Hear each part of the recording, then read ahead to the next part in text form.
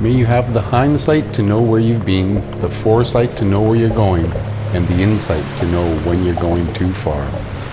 I feel like I've been going too far already.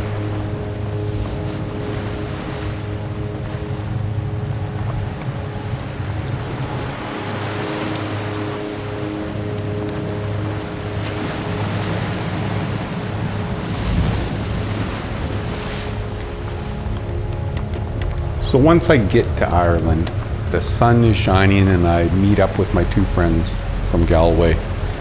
We start the ride off, little country lane, nice rock walls, and all of a sudden it's right into the Hurt Locker, straight uphill. I wasn't quite expecting that. The road was quite rugged, and the Sutra LTD was a perfect bike for that initial climb. Performed flawlessly. We started out the ride at the top of the mountains, and then we rode around the island and spent a little bit of time down at the beach. Honestly, it was a bit like a moonscape, and a little bit like the big island of Hawaii. Quite stark, but beautiful waters, beautiful colors. Really, really amazing. And we wound up at the Cliffs of Moher at the end of the day. Big breaking surf, beautiful red sunset.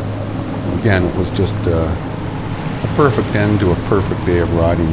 Really nice way to start the journey. May the road rise up to meet you. May the wind always be at your back.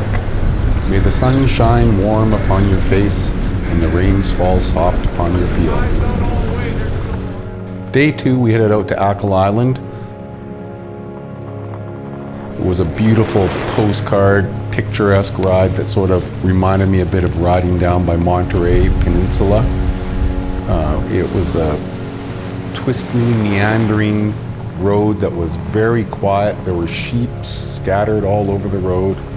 We stopped, beautiful views, and we ended up in a town called Kiel, where we took a break for lunch. And that was really neat because there was a huge beach, but we also had a chance to see the coffin trail, where they used to hike the bodies, the coffins, over this huge mountain to bury it on the other side, which was really spectacular. After that, we ended up going and went off the beaten track and saw an old stone village that had been abandoned during the potato famine. Quite remarkable how many people actually lived up in the hillside there. We ended up finishing the day by riding right to the end of the road, the most northwestern part of the island, and we came to these beautiful cliffs that we managed to get to the top of before sunset. We had a little bit of Jameson's up there and took in stunning views. It was interesting to note that that was where the whaling station was on the top of the hill, and the lookout would be there to warn the sailors down below when the whales would be coming around the corner for the hunt. It was a magical moment, really a spectacular way to end day 2 of the ride.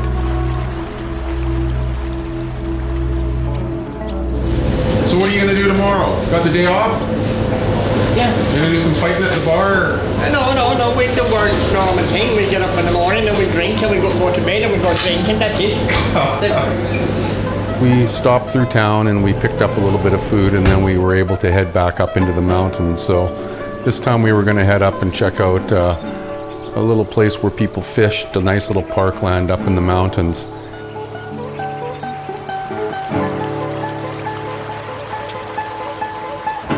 After we'd had a little bit of lunch up in the park, we also stumbled across a local who was fly fishing, and he was a great old lad. He gave us a lot of information, told us all about sheep farming, and anyhow, again, another beautiful day up in the mountains, and we wrapped it up with a nice descent out of the hills, and it was just incredible. What a ride.